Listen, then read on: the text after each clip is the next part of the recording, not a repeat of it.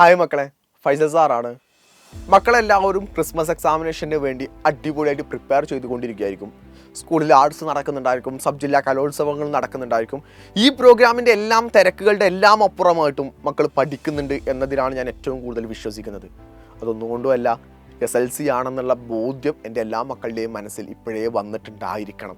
എത്തിയിട്ടില്ലേ എന്ന് ഞാൻ ചോദിക്കുകയാണ്.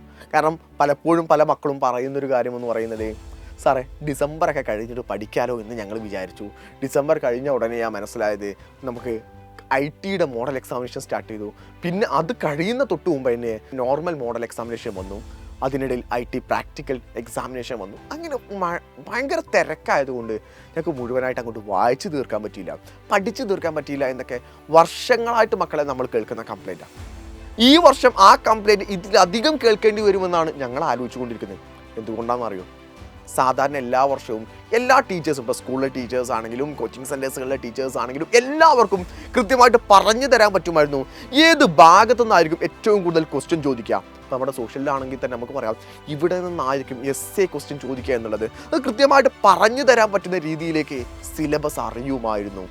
അല്ല എങ്കിൽ നമുക്ക് പറയാം PYQ ക്വസ്റ്റ്യനുകൾ നമ്മുടെ കയ്യിൽ അത്രത്തോളം അവൈലബിൾ ആയിരുന്നു എന്നുള്ളതാണ്. പക്ഷേ ഈ കൊല്ലം അതൊന്നും തന്നെ നമ്മുടെ കയ്യിൽ അവൈലബിൾ അല്ല.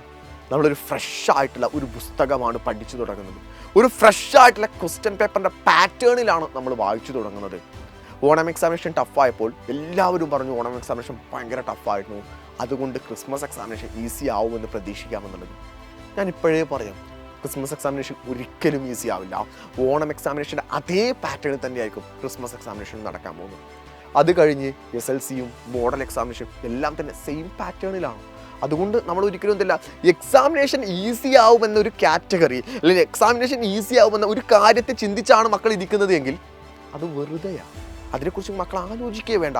മക്കൾ ആലോചിക്കേണ്ടത് നിങ്ങൾ എങ്ങനെ നന്നായിട്ട് പഠിക്കാം, നിങ്ങൾക്ക് ആ ക്വസ്റ്റ്യൻസിനെ എങ്ങനെ ക്രാക്ക് ചെയ്യാൻ പറ്റും, അതാണ് നിങ്ങൾ കൃത്യമായിട്ട് മനസ്സിലാക്കേണ്ടത്. അതിൽ ഏറ്റവും നല്ല കാര്യം എന്ന് പറയുന്നത്, നിങ്ങളിപ്പോൾ ഈ ക്രിസ്മസ് എക്സാമിനേഷനിൽ പഠിക്കൂലേ, ആ പഠിക്കുന്നത് SLCക്കും കൂടെ വേണ്ടിയാണ് എന്ന ബോധ്യത്തോടു കൂടെ നിങ്ങൾ പഠിച്ചു തുടങ്ങും. എന്ന് വെച്ചാൽ ഇപ്പോൾ പഠിക്കുന്ന സമയത്ത് തന്നെ ഷോർട്ട് നോട്ടുകളൊക്കെ എഴുതി വെച്ചുകൊണ്ട്, ഹിൻഡ് പോയിന്റുകളൊക്കെ എഴുതി വെച്ചുകൊണ്ട് കൃത്യമായിട്ട് അതിൻ്റെ ഒരു സ്ട്രക്ചർ നിങ്ങളുടെ കയ്യിൽ സെറ്റായിരിക്കണം. അപ്പോൾ നമ്മൾ ഇത് കഴിഞ്ഞിട്ട് നമ്മുടെ മെയിൻ എക്സാമിനേഷനിലെ ഭാഗത്തിലേക്ക് വരുന്ന സമയത്ത് എന്തെയും ഒന്നും കൂടെ ഈസി ആയിട്ട് പഠിക്കാൻ പറ്റും. കാരണം ഏറ്റവും അവസാനത്തെ ഭാഗത്തെ നന്നായിട്ട് ഫോക്കസ് ചെയ്താൽ മതിയാവും. അപ്പോൾ ഈ ക്രിസ്മസ് എക്സാമിനേഷൻ ഏതൊക്കെ ചാപ്റ്റേഴ്സുകളാണ് പരീക്ഷയ്ക്ക് ചോദിക്കുക എന്നുള്ള ഡൗട്ട് ഒരുപാട് മക്കൾ പറയുന്നുണ്ട്.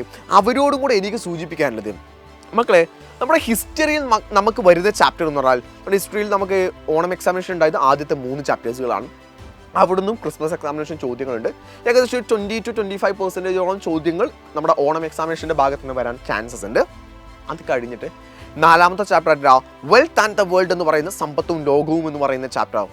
5ാമത്തെ ചാപ്റ്റർ ആയിട്ട് പബ്ലിക് ഒപ്പീനിയൻ ഇൻ ഡെമോക്രസി എന്ന് പറയുന്ന പൊതുജനാഭിപ്രായം ജനാധിപത്യത്തിൽ എന്ന് പറയുന്ന ചാപ്റ്റർ. അതുപോലെ 6ാമത്തെ ചാപ്റ്ററിൽ സ്വാതന്ത്ര്യത്തിനായിട്ടുള്ള ബഹുജന മുന്നേറ്റം എന്ന് പറയുന്ന ചാപ്റ്ററും 7ാമത്തെ ചാപ്റ്റർ ആയിട്ട് സ്വതന്ത്ര ഇന്ത്യയുടെ വർത്തമാനം എന്ന് പറയുന്ന ചാപ്റ്ററും. ഈ 4 ചാപ്റ്റേഴ്സുകളും ഹിസ്റ്ററിയുടെ ഭാഗത്ത് ക്വസ്റ്റ്യൻ ചോദിക്കുന്ന അതേ സമയം നമ്മുടെ ജോഗ്രഫിയുടെ ഭാഗം അപ്പുറത്ത് മാറ്റി വെക്കാൻ പറ്റില്ലല്ലോ. ജിയോഗ്രഫിയിൽ നിങ്ങൾക്ക് 3ാമത്തെ ചാപ്റ്ററിന് ചോദ്യമുണ്ട്. അതെന്തുകൊണ്ടാണ്? 3ാമത്തെ ചാപ്റ്റർ ഓണം എക്സാമിനേഷൻ ഇല്ലായിരുന്നു, പകരം 4ാമത്തെ ചാപ്റ്റർ ആയിരുന്നു പരീക്ഷയ്ക്ക് വന്നത്. സോ അതുകൊണ്ട് 3ാമത്തെ chapter from the rainy forest to the land of permafrost എന്ന് പറയുന്ന മഴക്കാടുകളിൽ നിന്നും മഞ്ഞുരുകാത്ത നാട്ടിലേക്ക് എന്ന് പറയുന്ന ചാപ്റ്ററിന് ഫുൾ ചോദ്യങ്ങൾ ഉണ്ടായിരിക്കും. അതുപോലെ തന്നെ മണി ആൻഡ് എക്കോണമി എന്ന് പറയുന്ന പണവും സമ്പദ് വ്യവസ്ഥയും എന്ന് പറയുന്ന ചാപ്റ്ററും, അതുപോലെ തന്നെ ചേഞ്ചിങ് എർത്ത് മാറുന്ന ഭൂമി എന്ന് പറയുന്ന ചാപ്റ്ററിനും നിങ്ങൾക്ക് ക്വസ്റ്റ്യൻ ഉണ്ടായിരിക്കും. ഈ ഒരു പാറ്റേൺ ആണ് നിങ്ങൾ ക്രിസ്മസ് എക്സാമിനേഷന് വേണ്ടി കൃത്യമായിട്ട് ഫോളോ ചെയ്യേണ്ടത്. സോ ഇനിയുള്ള ദിവസങ്ങളിൽ നിങ്ങൾ കൃത്യമായിട്ട് ടൈം ടേബിൾ വെച്ചുകൊണ്ട് ഈ ഓരോ ചാപ്റ്റേഴ്സുകളും കൃത്യമായിട്ട് പഠിക്കണം. അവിടെ നിന്ന് ഏതൊക്കെ ക്വസ്റ്റ്യനുകൾ ശ്രദ്ധിക്കണം എന്നറിയോ? എല്ലാ ഭാഗങ്ങളും പഠിക്കുന്ന സമയത്ത് MCQ ക്വസ്റ്റ്യനുകൾ ഉണ്ടാവുമെന്ന ബോധ്യത്തിൽ വേണം പഠിക്കാൻ വേണ്ടി. എന്ന് വെച്ചാൽ 1 വേർഡ് ക്വസ്റ്റ്യനുകൾ നമുക്കറിയണം, MCQ ക്വസ്റ്റ്യനുകൾ നമുക്കറിയണം. അതുപോലെ തന്നെ essay ക്വസ്റ്റ്യനുകൾ ഏതിൽ നിന്ന് വരും തുടങ്ങിയിട്ടുള്ള കാര്യങ്ങളെല്ലാം തന്നെ നമ്മൾ ഓരോരോ ലൈവുകളിലായിട്ട് പറയുന്നുണ്ട്. അതിനെല്ലാത്തിനെയും ഫോക്കസ് ചെയ്തുകൊണ്ട് ലൈവുകൾ കണ്ടുകൊണ്ട് വീഡിയോകൾ കണ്ടുകൊണ്ട് കൃത്യമായിട്ട് മക്കൾ പഠിക്കുക. ഇനിയും പിറകിൽ നിൽക്കരുത്. ഇനിയും പഠിക്കാൻ ദിവസങ്ങളുണ്ടെന്ന് കരുതരുത്. നമ്മുടെ മുമ്പിൽ 2 ദിവസം കഴിയുന്ന സമയത്ത് SLC വന്നു എന്ന പോലെയായിരിക്കും SLC വരിക. അപ്പം മക്കൾ ആലോചിക്കാൻ പാടില്ല, ഒന്നും കൂടെ നേരത്തെ പഠിച്ചാൽ മതിയായിരുന്നു എന്നുള്ളത്. ഒരുപക്ഷെ SLCയുടെ തലേ ദിവസമല്ല നമ്മളത് ആലോചിക്കുക. SLCയുടെ റിസൾട്ട് വരുന്ന സമയം നമ്മുടെ എല്ലാ ഫ്രണ്ട്സിനും നല്ല മാർക്ക് കിട്ടുന്ന സമയത്ത്, നമ്മുടെ നൈബേഴ്സിനെല്ലാം നല്ല മാർക്ക് കിട്ടുന്ന സമയത്ത്, നമ്മുടെ ഫാമിലി മെമ്പേഴ്സിനെല്ലാം നല്ല മാർക്ക് കിട്ടുന്ന സമയത്ത് നമ്മൾക്ക് മാർക്ക് കുറയുമ്പോഴാണ് നമ്മൾ ആലോചിക്കുക, പക്ഷേ ഒന്നും കൂടെ നന്നായിട്ട് പഠിച്ചാൽ മതിയായിരുന്നല്ലേ എന്നുള്ളത്. ആ ഒരു ചിന്ത എൻ്റെ മക്കൾക്ക് തോന്നരുത്.